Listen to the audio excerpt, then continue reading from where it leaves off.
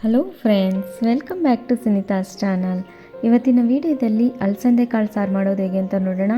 ತುಂಬಾ ರುಚಿಯಾಗಿರುವಂಥದ್ದು, ಒಂದು ಜಸ್ಟ್ 10 ನಿಮಿಷದಲ್ಲೇ ಮಾಡ್ಕೊಂಬಿಡ್ಬೋದು. ಬೆಳಗ್ಗೆ ಸ್ಕೂಲ್ಗೆ ಹೋಗೋರಿಗೆ, ಆಫೀಸ್ಗೆ ಹೋಗೋರಿಗೆ, ಲಂಚ್ ಬಾಕ್ಸಿಗೆ ಬೆಸ್ಟ್ ಕಾಂಬಿನೇಷನ್ ಅಂತಲೇ ಹೇಳ್ಬೋದು.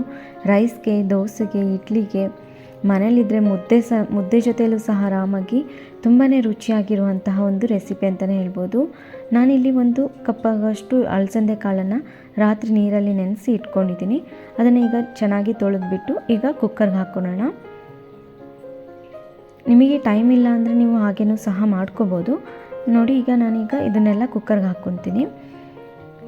ಟೈಮ್ ಇಲ್ಲ, ನೀವು ನೆನೆಸ್ಕೊಳ್ಲಿಕ್ಕೆ ಟೈಮ್ ಇಲ್ಲ ಅಂದರೆ ಸಹ ನೀವೇ ಇದನ್ನು ಹಾಗೇನೂ ಸಹ ತೊಳೆದ್ಬಿಟ್ಟು 1-2 ವಿಜಿಲ್ಸನ್ನು ಎಕ್ಸ್ಟ್ರಾ ಹಾಕಿಸ್ಕೊಂಡು ಮಾಡ್ಕೋಬೋದು ಈ ಸಾರನ್ನು. ಇದಕ್ಕೆ ಸ್ವಲ್ಪ ನೀರನ್ನು ಹಾಕ್ಕೊಳ್ಳೋಣ. ಕಾಳು ಮುಳುಗೋಷ್ಟು ನೀರು ಹಾಕ್ಕೊಂಡ್ರೆ ಸಾಕಾಗುತ್ತೆ. ಈಗ ಕ್ಯಾಪನ್ನು ಕ್ಲೋಸ್ ಮಾಡಿಕೊಂಡು 1 ವಿಜಿಲ್ಸನ್ನು ಹಾಕಿಸ್ಕೊತೀನಿ. ತುಂಬ ಏನು ಬೇಕಾಗೋದಿಲ್ಲ, ಯಾಕಂದರೆ ನೆಂದಿರೋದ್ರಿಂದ 1 ವಿಜಿಲ್ ಆದರೆ ಸಾಕಾಗುತ್ತೆ. ಈಗ ಇದೊಂದು ಸ್ವಲ್ಪ ತಣ್ಣಗಾಗೋವರೆಗೂ ನಾವೀಗ ಮಸಾಲೆಯನ್ನು ರೆಡಿ ಮಾಡ್ಕೊಳ್ಳೋಣ. ನಾನಿಲ್ಲಿ 1 ಕಪ್ ಆಗೋಷ್ಟು, ನೋಡಿ ಚಿಕ್ಕ ಕಪ್ಪಲ್ಲಿ 1 ಕಪ್ ಆಗೋಷ್ಟು ಕಾಯಿ ತುರಿಯನ್ನು ತೊಗೊಂಡಿದ್ದೀನಿ. ಮತ್ತು ಸ್ವಲ್ಪ ಕೊತ್ತಂಬರಿಯನ್ನು ತೊಗೊಂಡಿದ್ದೀನಿ, ಶುಂಠಿ ಬೆಳ್ಳುಳ್ಳಿ ಪೇಸ್ಟನ್ನು ತೊಗೊಂಡಿದ್ದೀನಿ, 4 ಲವಂಗ, 1 ಏಲಕ್ಕಿ, 1 ಚಕ್ಕೆ ಪೀಸನ್ನು ತೊಗೊಂಡಿದ್ದೀನಿ, ಟೊಮೆಟೊವನ್ನು ತೊಗೊಂಡಿದ್ದೀನಿ, ಮತ್ತು ಅರ್ಧ ಈರುಳ್ಳಿಯನ್ನು ತೊಗೊಂಡಿದ್ದೀನಿ. ನಿಮ್ಮ ಹತ್ರ ಶುಂಠಿ ಬೆಳ್ಳುಳ್ಳಿ ಪೇಸ್ಟ್ ಇಲ್ಲ ಅಂದರೆ ಶುಂಠಿ ಮತ್ತು ಬೆಳ್ಳುಳ್ಳಿಯನ್ನು ಸಹ ಹಾಕ್ಕೋಬೋದು.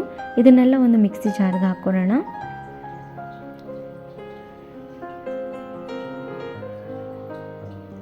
ಇದನ್ನೆಲ್ಲ ಮಿಕ್ಸಿ ಜಾರ್ಗೆ ಹಾಕ್ಕೊಂಡು ಒಂದು ಸ್ವಲ್ಪ ನೀರನ್ನು ಹಾಕ್ಕೊಂಡು ನುಣ್ಣಗೆ ಪೇಸ್ಟ್ ರುಬ್ಕೋಬೇಕು. ಇದನ್ನು ನೋಡಿ, ಈ ರೀತಿ ರುಬ್ಕೊಂಡ್ರೆ ಸಾಕಾಗುತ್ತೆ.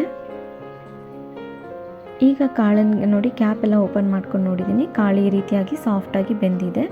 ಈ ರೀತಿ ಬೆಂದರೆ ಸಾಕಾಗುತ್ತೆ. ಅದಾದಮೇಲೆ ಇನ್ನೊಂದು ಪಾತ್ರೆನ ಇಟ್ಬಿಟ್ಟು ಇಲ್ಲಿ ಒಂದು 2-3 ಸ್ಪೂನಷ್ಟು ಎಣ್ಣೆಯನ್ನು ಹಾಕ್ಕೋಬೇಕು. ಎಣ್ಣೆ ಒಂದು ಸ್ವಲ್ಪ ಬಿಸಿ ಆದಮೇಲೆ ಈರುಳ್ಳಿಯನ್ನು ಹಾಕ್ಕೊಳ್ಳೋಣ. ನಾನಿಲ್ಲಿ ಒಂದು ಅರ್ಧ ಈರುಳ್ಳಿ ಅಷ್ಟೇ ಹಾಕ್ಕೊತಾ ಇದ್ದೀನಿ. ಅರ್ಧ ಈರುಳ್ಳಿಯನ್ನು ನಾನು ಮಸಾಲೆಗೆ ಹಾಕ್ಕೊಂಡಿದ್ದೆ.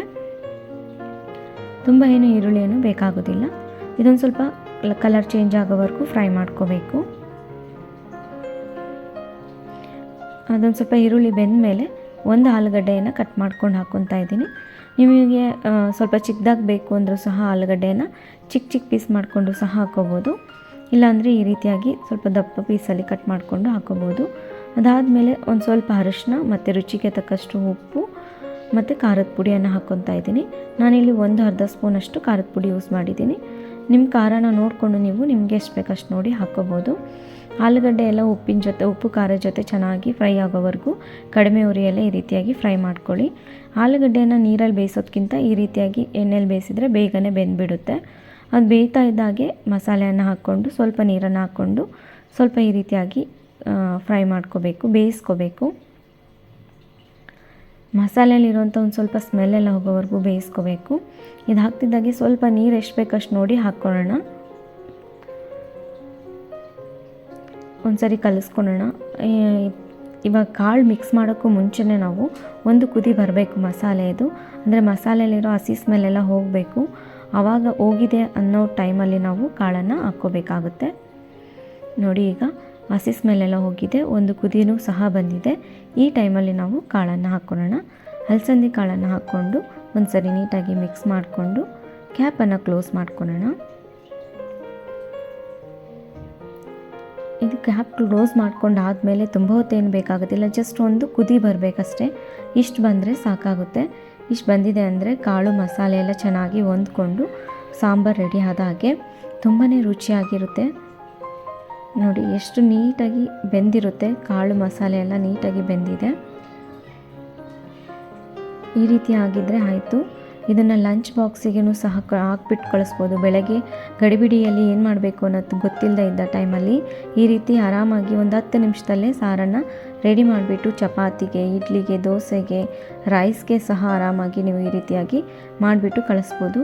ಕೊನೆಯಲ್ಲಿ ಸ್ವಲ್ಪ ಕೊತ್ತಂಬರಿಯನ್ನು ಹಾಕ್ಕೊಂಡು ಸಾರು ರೆಡಿ ಮಾಡ್ಕೊಂಡ್ವಿ. ನಾನಿವತ್ತು ಮುದ್ದೆ ಜೊತೆಲಿ ಸರ್ವ್ ಮಾಡ್ತಾಯಿದ್ದೀನಿ.